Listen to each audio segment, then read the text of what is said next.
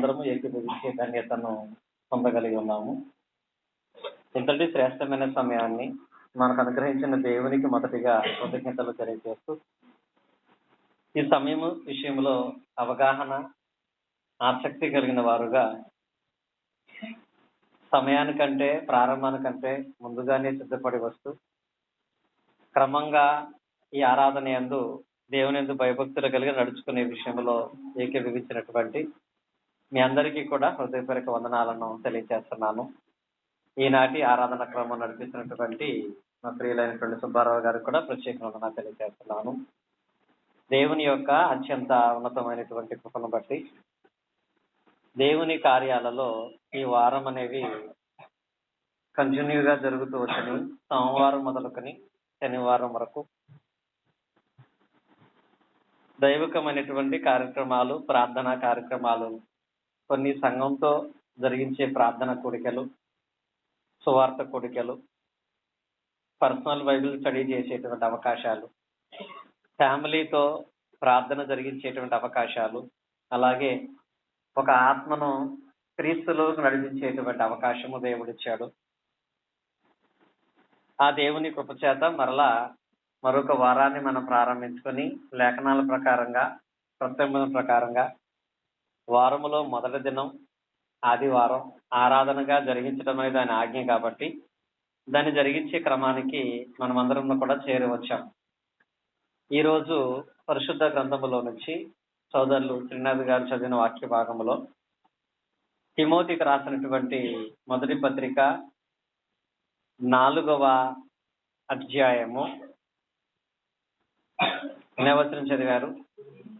8వ వచనాన్ని చదవగా మనం అందరం విని ఉన్నాం. ఇక్కడ 2 సాధనాలు ఉన్నాయి, 2 సాధకాలు ఉన్నాయి. సాధకము అంటే ఈ పదం తెలుగు కట్టి ఇంగ్లీషే బాగా అర్థమవుతుంది. శరీర సంబంధమైన సాధకము అన్నాడు అక్కడ. సాధకము అనే మాట అర్థం ఏంటి? సాధకం చేయటం అంటే ఇంగ్లీష్లో ప్రాక్టీస్ చేయటం. ప్రాక్టీస్ చేయటం, ప్రాక్టీస్ అనేది నెలకోసారి చేస్తారా, సంవత్సరానికి ఒకసారి చేస్తారా? రోజు చేసేదాన్ని ప్రాక్టీస్ అంటారు. కనుక ప్రతిరోజు సాధకం చేయటం అనేది ప్రయోజనకరం. వీటిలో 2 రకాల సాధకాలు ఉంటాయి. ఒకటి శరీర సంబంధమైనటువంటి సాధకం, 2 దైవ భక్తి విషయంలో చేసే సాధకం. శరీర సంబంధమైన సాధకం లేక శరీర సంబంధమైన ప్రాక్టీస్ ఏంటంటే, ఒకటి వ్యాయామం. మంచి ఆరోగ్యం కొరకు వ్యాయామం అనేది వారానికి ఒకసారి చేస్తారా, నెలకోసారి చేస్తారా? ప్రతిరోజు చేయాలి. ఇంకా బాగా రిజల్ట్ రావాలంటే 2 పూటలా చేయాలి. అలాగే మంచి మార్కులు రావాలంటే కూడా నెలకోసారా, వారానికి ఒకసారి చదివేది? ఎంత సమయం చదివితే అంత ప్రయోజనం. ఇలా చదువులో చాలా మంది ప్రాక్టీస్ చేస్తున్నారు, వ్యాయామంలో చాలా మంది ప్రాక్టీస్ చేస్తున్నారు. ఇలా శరీర సంబంధంగా చేసే ప్రాక్టీసులు అనేకమైన ఉన్నాయి. కానీ వాటి వలన కలిగే ప్రయోజనము కంటే దైవ భక్తి విషయంలో కూడా ప్రాక్టీస్ చేయవలసినవి కొన్ని ఉన్నాయంట. దైవ భక్తి విషయంలో గనక నువ్వు ప్రాక్టీస్ చేయగలిగితే, దైవ భక్తి విషయంలో గనక నువ్వు సాధకం చేయగలిగితే, శరీర సంబంధమైన సాధకం కొంత మట్టుకే ప్రయోజనమేమో. ఇప్పుడు చదువుకుందా వచనాన్ని. శరీర సంబంధమైన సాధకము కొంత మట్టుకే ప్రయోజనకరము గాని దైవభక్తి ఇప్పటి జీవ విషయంలోనూ రాబో జీవ విషయంలోనూ వాగ్దంతో కూడిన అది అన్ని విషయాల్లో. అంటే దైవభక్తి అనే ప్రాక్టీస్ చేస్తే, దైవభక్తిని ఎలా కలిగి ఉండాలి, దైవభక్తి కలిగి ఉండడానికి నువ్వు నిజమైన సాధకం చేస్తే, ఈ దైవభక్తి అనేది అన్ని విషయాల్లో ప్రయోజనకరమైంది. అనగా భౌతిక సంబంధమైన విషయాల యందు ప్రయోజనాన్ని చూపిస్తుంది, ఆత్మ సంబంధమైన విషయాల యందు ప్రయోజనాన్ని చూపిస్తుంది. చివరికి అశాశ్వతమైన ఈ లోకము నుంచి శాశ్వతమైన పరలోకానికి తీసుకెళ్ళగలిగేటువంటి ఒకే ఒక సాధకం ఏంటంటే దైవభక్తి సంబంధమైన సాధకం. అది అన్ని విషయాలలో కూడా ప్రయోజనకరమై ఉంటుంది.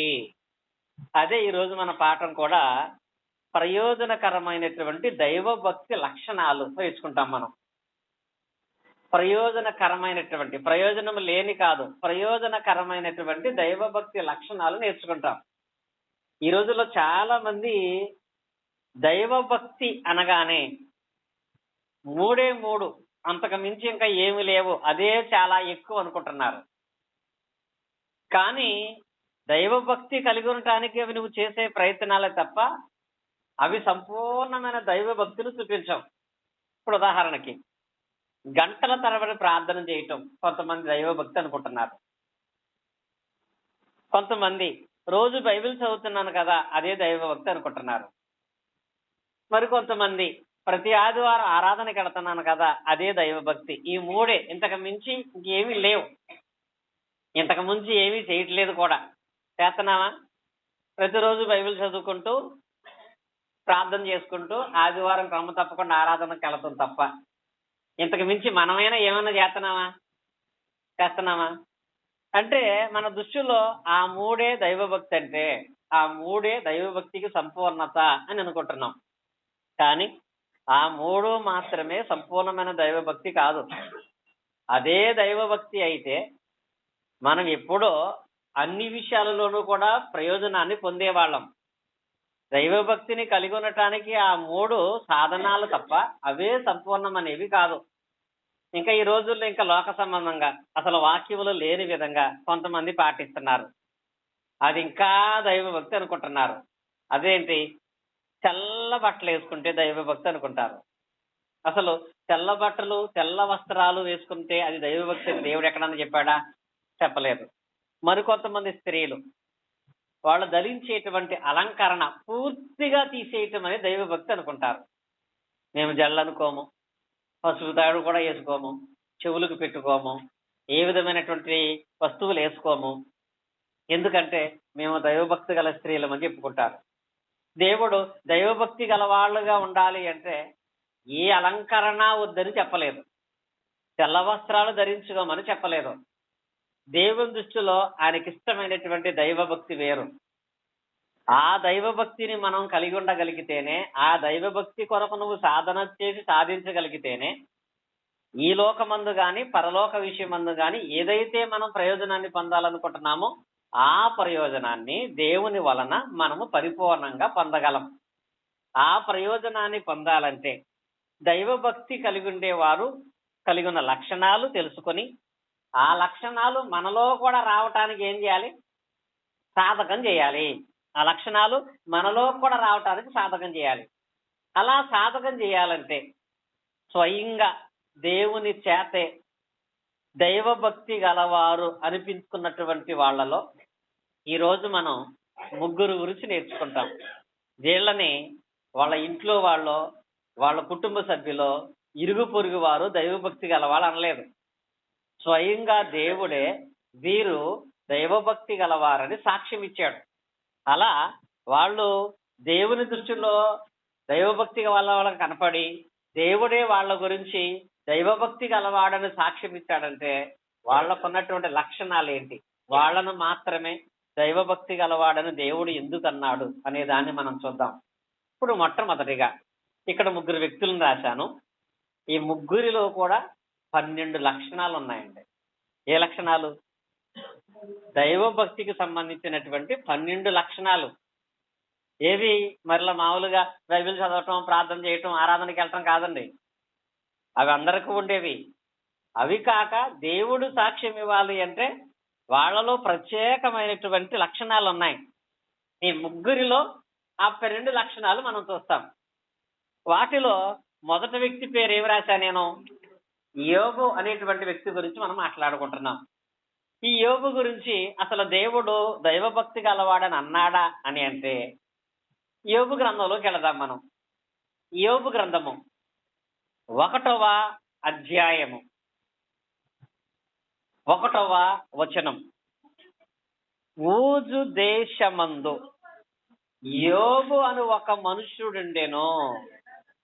చూడండి, ఇక్కడ ఈ వాక్య భాగంలో ఫస్ట్ పదమే చాలా ఆశ్చర్యంగా ఉంటది. ఊజు దేశమందు ఎవరున్నారంట? యోబు అనే ఒక మనుష్యుడు ఉన్నాడంట. అంటే దేశం మొత్తం మీద ఒకడే ఉన్నాడా? ఒకడే ఉన్నాడా? ఊజు దేశమందు యోబు అనే ఒక మనుషుడు ఉన్నాడంటే దేశంలో ఎంతమంది మనుషులు ఉంటారు? కొన్ని లక్షల మంది.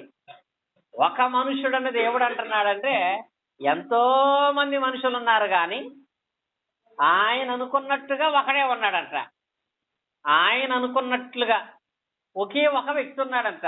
ఊజు దేశమందు యోబు అను ఒక మనుషుడుండెను అనే మాట ఇక్కడ ఆ గ్రంథాన్ని ప్రారంభిస్తున్నప్పుడు మనకు కనపడి, ఈయన గురించి స్వయంగా దేవుడే ఈ అధ్యాయం యొక్క భాగములో 2 సార్లు సాక్ష్యం ఇస్తాడు.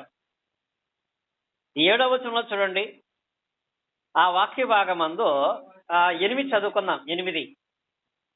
అందుకు యెహోవా, నీవు నా సేవకుడైన యోబు సంగతి ఆలోచించితివా? అతి యథార్థవంతుడు, న్యాయవంతుడయుండి దేవుని యందు భయభక్తులు కలిగి చెడుతనం విసర్జించిన వాడు. అసలు భూమి మీద అలాంటి వాడు లేడు. ఈ మాట వాళ్ళ సేవకుడు చెప్పట్లేదు, వాళ్ళ ఫ్యామిలీ చెప్పట్లేదు, స్వయంగా దేవుడే చెప్తున్నాడు. ఊజు దేశమందు యోబు అని ఒక మనుషుడు ఉన్నాడు, అతడు నిజంగా భయభక్తులు కలిగిన వాడు, భక్తి కలిగిన వాడుగా ప్రత్యేకముగా సాక్ష్యం పొందిన వ్యక్తి ఎవరంటే యోబు. దీనికి ఆయనలో ఉన్నటువంటి దైవభక్తి సంబంధమైనటువంటి లక్షణాలు ఏంటో తెలుసా? యోబు గారు అబ్రహాము గారి సమకాలీకుడు చెప్పాలంటే. యోబు గ్రంథం ఎస్తేరు గ్రంథం తర్వాత రాయబడింది, కానీ చరిత్ర ప్రకారంగా చెప్పాలంటే, సంవత్సరాల ప్రకారంగా చెప్పాలంటే యోబు గ్రంథం ఎక్కడ రాయాలంటే ఆదికాండం 12వ అధ్యాయం దగ్గర రాయాలి యోబు గ్రంథం. కానీ ఆదికాండం 12వ అధ్యాయంలో అబ్రహాం గారి చరిత్ర రాసి, తర్వాత యోబు గారి చరిత్ర రాసి, తర్వాత ఇస్సాకు చరిత్ర రాస్తే ఇస్సాకు నిజానికి అబ్రహాం కొడుగా యోబు కొడుగా తెలియదు మనకి. అందుకు ఏం చేశారంటే దాన్ని విభజించినప్పుడు యోబు గ్రంథం పట్టుకొచ్చి ఎస్తేరు గ్రంథంలో పెట్టారు. కానీ మీరు రిఫరెన్స్ రాసుకోండి మీకు జ్ఞాపకం ఉండటానికి. ఆదికాండం 15:21లో, ఆదికాండం 15వ అధ్యాయం 21వ వచనంలోనే యెబూసీయులు ఉంటారు. ఇక్కడ చదవని పని ఎవరైనా తీస్తే ఆదికాండం 15:21 చూడండి. 15:21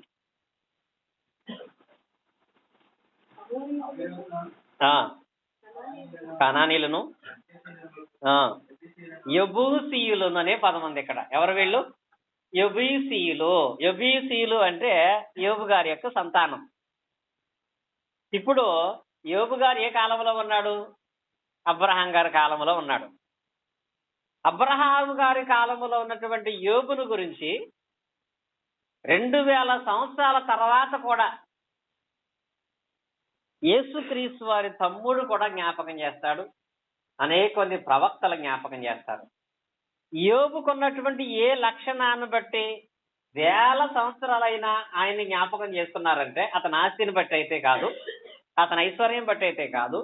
యోబుకు ఒక లక్షణం ఉంది, అది యాకోబు గారికి ఎప్పుడూ జ్ఞాపకం ఉంటది. దైవభక్తి గలవాడుగా యోబు ఎంచబడటానికి మొదటి లక్షణం అదే. యాకోబు పత్రిక మనం చదువుకున్నట్లయితే యాకోబు రాసిన పత్రిక 5వ అధ్యాయము 11వ వచనం. యాకోబు రాసిన పత్రిక 5వ అధ్యాయం 11వ వచనం. సహించు వారిని ధనులను కూర్చున్నాము కదా, యోబు యొక్క సహనమును గూర్చి వింటిరి. అంటే ఇక్కడ యోబు అంటే ఏం కలిగి ఉన్నవాడు? సహనము కలిగిన వాడు. నేను మీకు బోర్డు మీద 3 పేర్లు రాశాను, ఒక్కొక్క దాని ముందు వాళ్ళ లక్షణాల గురించి గీతలు రాశాను. కానీ నేను బోర్డు మీద వాటిని పూర్తి చేయలేదు. పూర్తి చేయడానికి మీకు అవసరం ఉండదు అనుకుంటారు కాబట్టి ఇప్పుడు చెబుతున్నటువంటి వాటిలో ఇప్పుడు ఫస్ట్ సహనం అంటే సహించే లక్షణం ఆయనకుంది. ఫస్ట్ 1 నెంబర్ దగ్గర ఏం వేసుకోవాలి? మీరు ఏం రాసుకోవాలి? దైవభక్తి గలవాడుగా యోబు ఎంచబడ్డాడు అంటే ఆయన సహించే గుణాన్ని కలిగిన వాడు. ఆయన దైవభక్తి గలవాడుగా ఎంచబడ్డాడంటే ప్రార్థన చేసే స్థితి, దేవుని మీద నమ్మకం మాత్రమే కాదు, ఆయన సహించే గుణాన్ని కలిగిన వాడు. ఇక్కడ ఒక మాట మనం జ్ఞాపకం చేసుకుంటే దైవభక్తికి లక్షణాలలో ఆయన కోరుకునేదానికి దైవభక్తి లక్షణాలలో మనం అనుకునే దానికి తేడా ఏంటో తెలుసా? ఒక కుటుంబం ఉంది, వాళ్ళకి ఏ శోధనలు రావట్లేదు. ఏ శోధనలు రావట్లేదు కాబట్టి మనం ఏమనుకుంటాం? వాళ్ళు నిజంగా దైవభక్తి గల వాళ్ళు అనుకుంటాం. బైబిల్ ప్రకారంగా చెప్పండి, శోధనలు లేనివారు దైవభక్తి గలవారా? శోధనలు సహించి సాధించేవాడు దైవభక్తి గలవాడా? శోధనలు లేవంటే వాళ్ళు దైవభక్తి గలవాళ్ళని కాదండి. అసలు వాళ్ళకి ఏ బాధలు రావట్లేదు, ఎంత భక్తిగా ఉంటారో వాళ్ళు. వాళ్ళకి ఏ సమస్యలు రావట్లేదు, ఎంత భక్తిగా ఉంటారో వాళ్ళు అనుకుంటున్నారండి చాలా మంది. శోధనలు రాకపోవటం దైవభక్తి కాదు, శోధన సహించటం దైవభక్తి. సహించి దానిని సాధించటం, దాని యందు విజయము కలిగి ఉండటం అనేది నిజమైనటువంటి దైవభక్తి అయి ఉంది. శోధనలు లేవంటే అసలు నీకు భక్తే లేదని అర్థం. విత్తనం భూమిలో పెట్టిన తర్వాత అది పగలట్లేదు అంటే దానికి నెక్స్ట్ లైఫే లేదని అర్థం, అంతేనా కాదా? మన గ్రూపులో పెట్టారు ఒకటి, చాలా మంచి అర్థం దానికి. ఒక శిల్పకారుడికి ఒక రాయి దొరికితే పలి కూర్చుంటాడా? ఏం చేస్తాడు? ఆ రాయి పట్టుకుని దాన్ని కొడతానే ఉంటాడంట. అసలు అలసిపోకుండా, దానికి బాధ తరుగు తెలియకుండా కొడతానే కొడతానే కొడతానే కొడతానే ఉంటాడంట. అలా ఎంతవరకు కొడతాడు దాన్ని? తాను అనుకునే రూపం దానికి వచ్చేదాకా కొడతాడు. ఆ రూపం వచ్చిన తర్వాత ఒక్క దెబ్బన్నా కొడతాడా? కొట్టడు. ఒకవేళ పొరపాటున ఎక్కడన్నా దెబ్బ తగిలి చెవు దగ్గర తగిలింది అనుకోకుండా ఆ చెవు మొక్క ఊడిపోయింది, ఎంత బాధపడతాడు? కానీ ఎప్పటిదాకా కొడతాడు? దానికి అనుకున్న రూపం వచ్చేదా కొడతానే ఉంటాడు. రూపం వచ్చాక ఆయన కొట్టడు, ఎవరిని కొట్టనివ్వడం. అలాగే దేవుడు కూడా తన యొద్దకు వచ్చినటువంటి వారికి సంపూర్ణ దైవత్వము, దైవభక్తి కలిగించడానికి, ఎందుకంటే అది ఉంటేనే అన్ని మేలు జరుగుతాయి కాబట్టి, అది దానివల్ల అన్ని ప్రయోజనాలు ఉంటాయి కాబట్టి ఆయన ఏం చేస్తాడంటే వారిని శోధనల విషయంలో అప్పగిస్తా ఉంటాడు. యోబుకు లాగా. యోబుకు మొదటి లక్షణం ఏంటంటే సహించే గుణం. ఆ గుణాన్ని బట్టి దైవభక్తి గలవాడుగా ఎంచబడటానికి అదో కారణమైంది. శోధన లేనివాడు దైవభక్తి గలవాడు కాదు, కానీ శోధన సహించేటువంటి వాడు నిజమైన దైవభక్తి గలవాడు. ఇది ఒకటైతే, ఇప్పుడు యోబు గ్రంథంలోకి వెళ్దాం. అక్కడ ఉన్న రెండో లక్షణం చూడండి. యోబు గ్రంథం అదే 1వ అధ్యాయం 2వ వచనం. యోబు గ్రంథం 1వ అధ్యాయము 2వ వచనం. 1వ అధ్యాయము చదవండి, మరి చదువుకున్న ఫస్ట్ నుంచి. ఓజు దేశమందు యోబు అని ఒక మనుషుడుండెను, అతడు యథార్థవర్తనుడును అనే పదం ఉంది. ఇప్పుడు అతను కొన్నటువంటి రెండవ లక్షణం ఏంటంటే యథార్థవంతుడంట. యథార్థవంతునుడు అనే పదం ఉంది. యథార్థవంతుడు అంటే దాని అర్థం ఏంటి? యథార్థం అంటే ఏంటి తెలియదు కదా. యథార్థవంతుడు అంటే ఉన్నది ఉన్నట్లుగా మాట్లాడతాడు, న్యాయంగా ఉంటాడు, అన్యాయంగా మాట్లాడు, అబద్ధాన్ని నిజం చేయడు. ఆయనకున్న గొప్ప లక్షణం ఏంటంటే యథార్థవంతుడు అని వస్తుంది. యథార్థవంతుడు అంటే ఉన్నది ఉన్నట్లుగా అంగీకరించేవాడు యథార్థవంతుడు. నిజానికి ఈ యథార్థత మనం సంపాదించలేకపోతున్నాం. ఇప్పుడు ఉన్నది ఉన్నట్లుగా అంగీకరించేటువంటి వాడు యథార్థవంతుడు అంటే అది మీకు అర్థం అవ్వాలి అంటే నేను ఎగ్జాంపుల్ చెప్తాను. ఇప్పుడు మా రాజుగారిని సుబ్బారావు గారు పిలిచి ఒక పాట పాడమని, ఇక్కడ పాట పాడటానికి వచ్చిన తర్వాత రాజుగారికి సుబ్బారావు గారు ఏమిచ్చారు?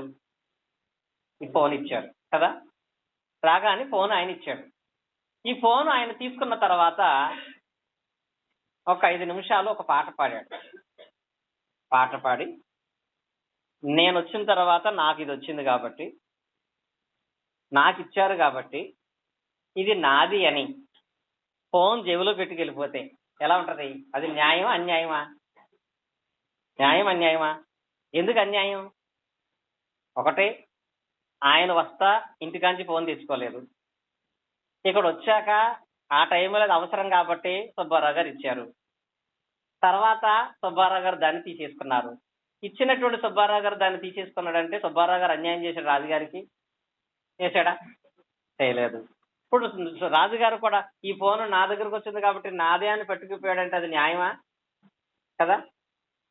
అంటే ఇప్పుడు రాజుగారు ఒకసారి తన చేతికి వచ్చింది కాబట్టి ఇది నాదే అని పట్టుకెళ్ళిపోతే ఆయన అన్యాయం చేశాడు అన్నాం. సుబ్బారావు గారు ఆయన ఇచ్చాడు, ఆయన తీసుకున్నాడు కాబట్టి న్యాయం అన్నాం. ఇది నిజంగా యథార్థంగా మన జీవితంలో ఒప్పుకుంటామా? ఒప్పుకుంటామా? దేవుడు నీకు మంచి ఉద్యోగం ఇచ్చాడు. ఇచ్చిన తర్వాత ఆ ఉద్యోగం సంవత్సరానికి పోయింది. అప్పుడు నీలో యథార్థత ఉంటుందా? అదేం నేను తెచ్చుకుంది కాదు కదా, దేవుడు అవకాశం ఇచ్చాడు అని అనగలుగుతామా? దేవుడు ఒక ఇల్లు ఇచ్చాడు, ఆ ఇంట్లో కొన్ని సంవత్సరాలు ఉన్నాం.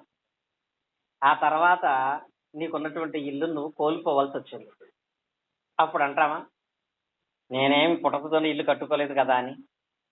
ఇంకా లోతుగా చెప్పాలంటే దేవుడు నీకు ఒక బిడ్డనిచ్చాడు, ఆ బిడ్డ మధ్యలో చనిపోతుంది. యథార్థంగానే ఉంటామా? ఉంటామా? అంటే రాజుగారు చేసింది అన్యాయం అంటున్నావు, మరి నువ్వు మాట్లాడేది అన్యాయం కదా. యథార్థత అంటే కదా. యోబు గారు యథార్థవంతుడని ఎందుకు మాట్లాడాడు అంటే ఆయన తన శ్లోకం ఒకటే, యోబు గ్రంథం 1వ అధ్యాయము 21వ వచనం ఏమన్నాడు అక్కడ ఆయన? నేను నా తల్లి గర్భము నుండి దిగంబరిగా వచ్చి తిని దిగంబరిగా అక్కడ వెళ్ళిపోదును, యెహోవా ఇచ్చెను, యెహోవా తీసుకొనేను, యెహోవాకు మహిమ కలుగును గాక. నాకెందుకు? యథార్థంగా మాట్లాడతాడు చూసారా, యథార్థంగా మాట్లాడుతున్నాడండి. నేను తెచ్చుకోలేదు కదా కొడుకుని, నేను తెచ్చుకోలేదు కదా ఆరోగ్యాన్ని, నేను తెచ్చుకోలేదు కదా పిల్లల్ని, నేను తెచ్చుకోలేదు కదా ఐశ్వర్యాన్ని. నేను వచ్చిన తర్వాత దేవుడిచ్చాడు, మళ్ళీ ఆయన దేవుడే తీసేసుకున్నాడు. కాబట్టి ఇందులో నాకు కలిగిన నష్టం ఏముంది? ఇది వాస్తవమా కాదా? వాస్తవమైన విషయమే కదా, అదేం అన్యాయం కాదు కదా. కనుక యథార్థంగా ఉండటమంటే న్యాయంగా ఉన్నదన్నట్టు మాట్లాడేవాడు యోబు. ఆ ప్రవర్తన ఎవరైతే కలిగి ఉంటారో వాళ్ళే దైవభక్తి గలవాళ్ళు. లాభం వచ్చిన ఒక విధంగా, నష్టం వచ్చినప్పుడు ఒక విధంగా, కష్టం వచ్చినప్పుడు ఒక విధంగా, సుఖంలో ఉన్నప్పుడు ఒక విధంగా. మన విశ్వాస స్థితి అనేది మారిపోతుందంటే మనం సంపూర్ణమైన దైవభక్తి లక్షణాలలోకి వెళ్ళట్లేదు. అది సంపూర్ణమైన దైవభక్తిని ఉండేటువంటి లక్షణం అనేది కాదు. సంపూర్ణమైన దైవభక్తి లక్షణాలలో రెండవది ఏంటంటే యథార్థంగా ఉండాలి, యథార్థంగా ప్రవర్తించే గుణాన్ని కలిగి ఉండాలి. ఇంకా తర్వాత ఆయన గురించి మూడవది మనం జ్ఞాపకం చేసుకున్నట్లయితే తర్వాత ఏముంది అక్కడ? యథార్థవర్తనుడు, మూడవది ఏంటి? న్యాయవంతుడు. న్యాయవంతుడు అంటే అందరినీ సమానంగా చూసేవాడా, ఒకరినొకరంగా చూసేవాడా? నేటి దినాలలో క్రైస్తవులుగా మనం అందరినీ సమానంగానే చూస్తామా? మా వాళ్ళు, మా పేరటోళ్ళు, మా వంశస్థులు, మా కుటుంబీకులు, మా ఉద్యోగస్తులు, మా ఆర్థిక సంబంధమైనటువంటి ఐశ్వర్యవంతులు అనే స్వభావాన్ని కలిగి ఉంటామా? ఈ రోజులు ఎంత క్రైస్తవులు ఉన్నటువంటి వాళ్ళు కూడా ఎలా ఉంటున్నారంటే డబ్బున్న వాళ్ళందరూ ఒక సంఘానికి వెళ్ళాలనుకుంటారు, అంతేనే కదా. పైగా అక్కడ ఉండే సేవకుడు కూడా ఎవడైనా పేదవాడు వస్తే రానివ్వడంట. ఎందుకని? ఏళ్ళ ఫీల్ అవుతారేమని. ఎవరు? ఇప్పుడు సపరేట్గా ఇదేమో ధనవంతుల సంఘం, ఎవడో ఒక పేదవాడు వస్తే వీళ్ళు ఫీల్ అవుతారేమో అని చెప్పి, ఆ పేరు పోతుందేమో అని చెప్పి వేరు వేరుగా పక్షపాతం చూపించటం. ఒక సేవకుడికైనా ఒక విశ్వాసికైనా అందరినీ సమానంగా చూసే స్వభావము లేకపోతే వాడు దైవభక్తి గలవాడు కాదు. యోబంట న్యాయవంతుడంట.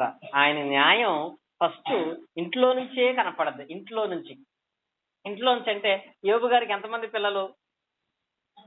10 మంది పిల్లలు. 10 మంది పిల్లల విషయంలో యోబు ఎలా ఉండేవాడు చూడండి. 1వ అధ్యాయం 5వ వచనంలో వారి వారి విందు దినములు పూర్తి కాగా యోబు తన కుమారులు పాపము చేసి తమ హృదయములో దేవుని దూషించరేమోనని పాపని వారిని పిలువనంపించి వారిని పవిత్రపరిచి అరుణోదయమున లేచి వారిలో ఒక్కొక్కరి నిమిత్తమై దహన బలులు అర్పించుచూ వచ్చెను. ఈ వాక్య భాగంలో యోబు గారు ఫ్యామిలీలో అంటే కుటుంబ పరంగా న్యాయంగా ఉండేవాడా, పక్షపాతం కలిగి ఉండేవాడా? న్యాయంగా. పాత నిబంధనలో ఇంతకు ముందు మనము ఇస్సాకు రెబెకాలను చూస్తాం. వాళ్ళకి ఫ్యామిలీలోనే న్యాయం లేదు, ఉందా? ఇస్సాకేమో యాషావు అంటే ఇష్టం, రెబెకాకేమో యాకోబు అంటే ఇష్టం, పక్షపాతం. కానీ యోబు గారికి 10 మంది పిల్లలు, అసలు ఫ్యామిలీ దగ్గర తెలిసిపోద్ది మనకి. 10 మంది బిడ్డలుంటే ప్రతిరోజు అరుణోదయాన లేచి ఒక్కొక్కడికి ఒక్కొక్క రకంగా దహన బలి ఇచ్చాడా? అందరికీ సమానంగా ఇచ్చాడా? ఎలా ఇచ్చాడు అక్కడ? వీడి పెద్ద కొడుకు కాబట్టి వీడికి 2 రకాల బలులు, వీడి లాస్టోడు కాబట్టి వీడికి కుంటుదాన్ని ఇచ్చేద్దాం అనుకోలేదండి. యోబు కుటుంబం దగ్గర నుంచి సమాజం వరకు కూడా న్యాయంగా ఉండేటువంటి వాడు, న్యాయవంతుడు. ఒక క్రైస్తవుడుగా మనం కూడా దైవభక్తి గలవాళ్ళం అవ్వాలంటే నీలో సహనం మాత్రమే కాదు, యథార్థత మాత్రమే కాదు, న్యాయం కూడా ఉండాలి. అందరినీ సమానంగా చూసే స్వభావం, న్యాయం పక్షంగా మాట్లాడే గుణం మనకుండాలి. మన వాళ్ళని తప్పును ఒప్పు చేయటానికి, మన వాళ్ళు కాదని ఒప్పును తప్పు చేయటానికి ఎప్పుడూ ప్రయత్నించకూడదు. చివరికి ఇంట్లో కూడా పిల్లల విషయంలో మనం చేసేది కూడా దేవుడు చూస్తా ఉంటాడు, దేవుడు దాన్ని గమనిస్తా ఉంటాడు. పిల్లల మనసులో కాదు, దేవుని మనసులో కూడా పక్షపాత బుద్ధి నీకు ఉందనిపిస్తే నీ భక్తి వ్యర్థం. ఆ ఒక్క లోపాన్ని బట్టి దేవుని వల్ల ఎలాంటి ప్రయోజనాన్ని మనం పొందలేం. ఇప్పుడు నేనైనా మా శిరీష్ గారు అయినా, శిరీష్ గారు ఉన్నారు, అబ్బాయి కాబట్టి జుహిత్ గురించి సపరేట్ ప్రేమ చూపిస్తా. కొంచెం మా నిత్యశ్రీని తక్కువ చేశాడు అనుకో, ఏం కోల్పోయినట్టు? దైవ భక్తులు ఒక లక్షణాన్ని కోల్పోయినట్టు. ఆ భయం ఉండాలి ఎప్పుడు కూడా పిల్లల విషయంలో. నేను ఎప్పుడు ఆ విషయంలో భయపడతా ఉంటాను. నేను చిన్నమ్మాయికి ఏదైనా చేస్తే కంపల్సరీ పెద్దమ్మాయికి దాన్ని చేయాలి, పెద్దమ్మాయికి దాన్ని చూపిస్తే చిన్నమ్మాయికి ఇప్పించాలి, లేదు ఇద్దరికి మానేయాలి, ఇద్దరికే చేయాలి. వీళ్ళు ఏమన్నా అడుగుతారని కాదండి. ఏంటో తెలుసా, అది దైవ భక్తిలో ఒక లక్షణం. సమాజంలో అయినా సరే న్యాయం ఇటుంటే అటు నువ్వు మాట్లాడగలగాలి, అందరినీ సమానంగా చూడగలగాలి. అలా చూసే గుణం మనలో ఎంతమందికి ఉంటుంది? మనకు కష్టం వస్తే మనం ఎలా వెళ్తామో సంఘ సభ్యుడికి కష్టం వస్తే కూడా అలాగే వెళ్ళాలి. ఎంతమంది వెళ్తారు అలా? సంఘము కుటుంబం ఒకటే కదా. అలా అనుకున్నప్పుడు నీకు బలహీనత ఉన్నప్పుడు నువ్వు ఎలా నీ కుటుంబ సభ్యుల విషయంలో ఉంటున్నావో, సంఘములో ఎవరు సమస్యలో ఉన్నా వాళ్ళ గురించి అలా నిలబడగలగాలి. అది దైవభక్తి. నీకు సమస్య వచ్చినప్పుడు ఎన్ని రోజులైనా డ్యూటీ మానేస్తావు. సంఘ సభ్యుడికి ఏదైనా సమస్య అంటే తెలిస్తే డ్యూటీకి సెలవు ఇవ్వలేదు, కుదరట్లేదు అని మనం మాట్లాడుతున్నామంటే ఏది మనలో లేదని దైవభక్తి లేదు. ఇది దైవభక్తిలో ఒక లక్షణం అని అనుకోం మనం. అందుకే మన దైవభక్తి వల్ల ఎలాంటి ప్రయోజనాన్ని పొందలేకపోతున్నాం. యోబుని అతనికి ఆ పేరు దేవుడు గల కారణం ఏంటంటే ఆయన న్యాయవంతుడు అయి ఉన్నాడు. 4వది ఏంటో తెలుసా? యథార్థవంతుడును, న్యాయవంతుడును. 4వది ఏంటి? దేవుని యందు భయభక్తి కలిగిన వాడిన దాంట్లో భక్తి అనే దాని ముందు ఆయనకి ఏముంది? భయం. యోబు గారు కొన్న భయం ఏంటి? యోబు గారు 24/7 అంటే ఎప్పుడు కూడా ఒక దాని గురించి భయపడతా ఉండేవాడు. ఆ భయమే అతని దైవభక్తి గలవాడుగా నిరూపించింది. దేవుని విషయంలో యోబు గారు కొన్న ఒక భయం. ఈ భయం నిజంగా ఈ రోజుల్లో చాలా మందికి లేదు. మనకు దేవుడి మీద ఉండే భయం ఏంటి? దేవుడు అంటే మనకుండే భయం ఏంటో తెలుసా? 1, దేవుని దగ్గరికి వెళ్ళకపోతే, ఆరాధనకి వెళ్ళకపోతే ఇచ్చిన దాన్ని దేవుడు తీసేసుకుంటాడేమో అని భయం. కొంతమందికి దేవుడు ఎవడేమో అని భయం, ఇచ్చింది తీసేసుకుంటాడేమో అని భయం, కావలసిందని ఎవడేమో అని భయం. కానీ యోబు గారికి అసలు ఆ భయం కాదండి. యోబు గారి భయం చూస్తే మనకు భయం వేస్తుంది. ఆయన భయం ఏంటో తెలుసా? ఆయన భయం ఏంటంటే, నేను ఏ కారణం చేతైనా ఏ పరిస్థితుల్లో అయినా, ఏ విషయంలో అయినా నేను దేవుణ్ణి దూషిస్తానేమో అని భయమండి. ఎప్పుడు భయపడిపోయేవాడు. ఫ్రస్ట్రేషన్ వచ్చింది, దేవుని ఏమని అంటానంటావా? నష్టం వచ్చింది, దేవుని దూషిస్తానా? శ్రమ వచ్చింది, దేవుణ్ణి ఎగతాళి చేస్తానా అని నిరంతరం భయపడేవాడంట. ఆ భయం ఉండాలి మనకంటే. ఏ భయం? నాకు ఎక్కువైపోయి గర్వం వచ్చేసి దేవుడు ఎవడంటానేమో అని భయం. నాకు నష్టం వచ్చేసి దేవుడే లేడంటాడేమో అని భయం. నిజంగా యోబుని ఆ భయమే దైవభక్తి గలవాడుగా చేసింది.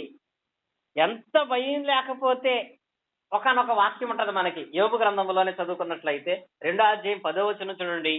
యోబు గ్రంథము 2వ అధ్యాయము 10వ వచనం. అందుకతడు, మూర్ఖురాలు మాట్లాడినట్లు నీవు మాట్లాడుచున్నావు, మనము దేవుని వలన మహిమ పొందుదుమా, కీడు అనుభవించడం తగదా అనేను. ఈ ఈ సంఘటనలో ఏ విషయమందును యోబు నోటి మాటతోనైనను పాపం అంటే చూడండి, ఈ వాక్య భాగంలో భార్య తనకి కోపాన్ని పుట్టించే పరిస్థితి కంటే బాహ్యంగానేమో భార్య తన కోపాన్ని పుట్టిస్తుంది, అంతరంగంగానేమో యోబుకి భయం వేసేస్తుంది. ఏం భయం వేసేస్తుంది? ఈమె మాట్లాడే మాటలకి, నాకు వచ్చే కోపానికి దేవుణ్ణి దూషిస్తేస్తాను ఆయన భయం ఆయింది. ఎక్కడ కంట్రోల్ తప్పుతానో, ఎక్కడ నేను నా యొక్క విశ్వాసతను పాడు చేసుకుంటానో అని భయం లోపల. ఎక్కడ కంట్రోల్ తిప్పి ఒక బూతు మాట్లాడితే, ఎక్కడ కంట్రోల్ తిప్పి నేను ఆమెతో పాటుగా దేవుని దూషిస్తే నేనేమైపోతాను? అపవిత్రన అయిపోతాను, ఈ భక్తి వలన ప్రయోజనాన్ని కోల్పోతానేమో అనే భయంతో ఎంత ఫ్రస్ట్రేషన్ తెప్పించిన యోబు అన్నాడు చూసారా, అమ్మా ఎందుకు అంత కోపం? దేవుని వల్ల మేలే పొందామా, కీడు పొందటం సాధ్యం కాదా అని అక్కడ అంటాడు గ్రంథకర్త. నోటి మాటతో కూడా ఏం చేయలేదంట, పాపం చేయలేదు. ఇది ఎంత భయం లేకపోతే అంత కంట్రోల్లో ఉండుంటాడు. ఎంత భయం లేకపోతే అంత కంట్రోల్లో ఉండుంటాడు. ఒక వ్యక్తి మీద నువ్వు చేయెత్తేటప్పుడైనా, ఒక వ్యక్తి గురించి చెడుగా మాట్లాడేటప్పుడైనా, దేవుని గురించి నువ్వు హేళనగా మాట్లాడేటప్పుడు కూడా ఏమన్నా తెలుసా? ఈ భయం. ఆ ఒక్కటి చాలు. ఒక్క సులకనగా మాట్లాడే మాట చాలు. వాక్యాన్ని గాని, సేవకుని గాని, సంఘాన్ని గాని ఒక్కసారి సులకనగా నువ్వు మాట్లాడితే చాలు. ఏది అర్థమైపోద్ది? నువ్వు కలిగి ఉన్నటువంటి భక్తి, సహించావు, యథార్థంగా ఉన్నావు, న్యాయంగా ఉన్నావు, కానీ భయం అనేది నీకు లేకపోవటాన్ని బట్టి నీ యొక్క పరిశుద్ధమైనటువంటి స్థితిని నువ్వు కోల్పోయేటువంటి ప్రమాదం ఉంటది. కనుక ఎక్కడైనా ఏ పరిస్థితులైనా దేవునికి నేను దూరం అయిపోతానేమనే భయం ఎప్పుడూ ఉండాలంటే, ఆ భయమే మన భక్తిని పెంచుతుంది. ఆ భయముతోనే మన భక్తి వల్ల అన్ని విషయాల యందు మనం ప్రయోజనాన్ని పొందుకుంటాము. ఎక్కడికైనా ప్రయాణం చేసేటప్పుడు నేను ఇంత దూరం వెళ్ళొస్తే ఆరాధనకి వెళ్ళనేమో అని భయం. ఎక్కడికైనా మనం వెళ్ళాలి, అక్కడికి వెళితే ఆరాధన దొరకదేమో అంటే ప్రతిదానికి దేని గురించి ఆలోచించాలి? భక్తి గురించి. మనం దేని గురించి ఆలోచిస్తాం? భక్తి గురించి. దేని గురించి? ఎక్కడికి వెళ్ళినా అది అన్నదేమో అని భయం. భక్తి కంటే భక్తి అనేది ప్రధానమైంది. ఎందుకంటే భక్తి వల్ల కలిగే ప్రయోజనం కంటే భక్తి వల్ల అన్ని విషయాల్లో ప్రయోజనం ఉంటుంది కాబట్టి అది ఎక్కడైనా మనకు దూరం అవుతుంది ఏమో అని భయపడుతూ మనం బ్రతకటమే దేవుడు యందు భయభక్తులు కలిగి ఉండటం. ఇది ఆయనలో ఉన్న 4వ లక్షణం. అయితే 5వది మనం జ్ఞాపకం చేసుకున్నట్లయితే 5వది చూడండి. 5వది ఏంటి? దేవుని యందు భయభక్తులు కలిగి చెడుతనమును విసర్జించిన వాడు. చెడు అనేది అతనికి లేదని చెప్పను. ఎందుకంటే చెడు లేనటువంటి వాడు, పాపము లేనటువంటి వాడు ఎవ్వడూ లేడు. కానీ దైవభక్తి గలవాడుగా సాధన చేయటం ప్రారంభించిన తర్వాత చెడు అనే దాన్ని ఏం చేశాడంట? పూర్తిగా దాన్ని విసర్జించేశాడు, అంటే విడిచిపెట్టేశాడు. పాపం అనేది, చెడు అనేది అతనిలో ఎక్కడా లేకుండా పూర్తిగా తీసేసుకున్నాడు. ఒకప్పుడు ఆయన చెడుగా ఉన్నాడేమో, అందరూ పాపం చేసినటువంటి వారే, కానీ దైవభక్తి గలవాడుగా సాధన చేశాక, ఆరాధనకు వస్తున్న తర్వాత, దేవుని నమ్ముకున్న తర్వాత, ప్రార్థనలో పాల్గొంటున్న తర్వాత చెడు అనేది ఏం చేశాడు? పూర్తిగా విసర్జించేశాడు. ఇంకా ఇది చేశాక అందులోది ఏది కూడా ఇక ఉండకూడదు. మరి దైవభక్తి గలవాళ్ళంగా ఆరాధనల యందు క్రమంగా కొనసాగుతున్న మనం చెడు అనే దాన్ని పూర్తిగా విసర్జించామా? విసర్జిస్తేనే మన దైవభక్తికి ప్రయోజనం ఉంటుంది. ఇంకా విసర్జించక ఇంకా కొన్ని లోపాలు మనం పెట్టుకుంటే అదే మన ప్రయోజనాలన్నిటికీ ఆటంకం అయిపోతుంది. మనం అనుకుంటున్నాం ఏంటంటే ప్రార్థన బాగా చేసుకుంటాను, బైబిల్ చదువుతాను, ప్రతి ఆదివారం క్రమం తప్పకుండా ఆరాధనకి వెళ్ళిపోతున్నాను, అయినా ఎందుకు నేను అనుకున్న వాటిని సాధించలేకపోతున్నాను అంటే అవి ఉన్నాయి. కానీ చెడు అనేది ఇంకా ఏ కోశానైనా ఏ గుణములైనా నీలో ఉందేమో ఒకసారి చూసుకోవాలి. ఇంకొక విషయం చెప్తాను నేను. అంటే చెడుతనాన్ని విసర్జించటం అంటే అసలు ముఖ్యంగా ఖచ్చితంగా ఉండాల్సింది ఈ రోజుల్లో 99 మందిలో ఉండకూడదు ఉంటున్నది ఒకటేంటో తెలుసా? ఎఫెసీ పత్రిక చూడండి. ఎఫెసీ రాసిన పత్రిక 5వ అధ్యాయంలో పౌలు గారు చెప్తాడు. ఫస్ట్ ఇక్కడి నుంచి వదిలిపెడతాం మానేయమంటాడు. ఎఫెసీ పత్రిక 5వ అధ్యాయము 4వ వచనం. కృతజ్ఞత వచనమే ఉచ్చరింపవలెను గాని, చూడండి ఇక్కడ ఫస్ట్ నీ నోటి నుంచి వస్తే ఏ మాట రావాలంట? కృతజ్ఞత వచనమే. కృతజ్ఞత అంటే ఏంటి? కృతజ్ఞత అంటే ఏంటి? ఇంగ్లీష్లో ఏంటి? థ్యాంక్స్ అనాలంట. ఏం జరిగినా థ్యాంక్స్ అనాలంట. బండి ఎక్కించుకున్నా థ్యాంక్స్ చెప్పు, బండితో గుద్దేసినా థ్యాంక్స్ చెప్పు. చెప్తావా? చెప్తావా? చెప్తావా? ఎక్కించుకోకపోతేనే పాపం వచ్చేద్దాం మనకు. గుద్దేసి ఎక్కడ ఆగుతారు మీరు? కానీ ఏమన్నాడు ఇక్కడ? నువ్వు నిజంగా దైవభక్తి గలవాడవైతే కృతజ్ఞత వచనమే నీ నోటి నుంచి రావాలి. యోబుకు వచ్చిందా? ఏమన్నాడు? మరి ఎందుకమ్మా దేవుడు వల్ల మనం మేలు పొందుదామా, కీడు పొందడం తగదా? దేవుడు ఇచ్చాడు, దేవుడు తీసుకున్నాడు, దేవున్నా మనకి థ్యాంక్స్ అన్నాడా లేదా? అది కాదా ఆయన దైవభక్తిలో ముఖ్యమైన లక్షణం. నీ నోటి నుంచి ఎప్పుడో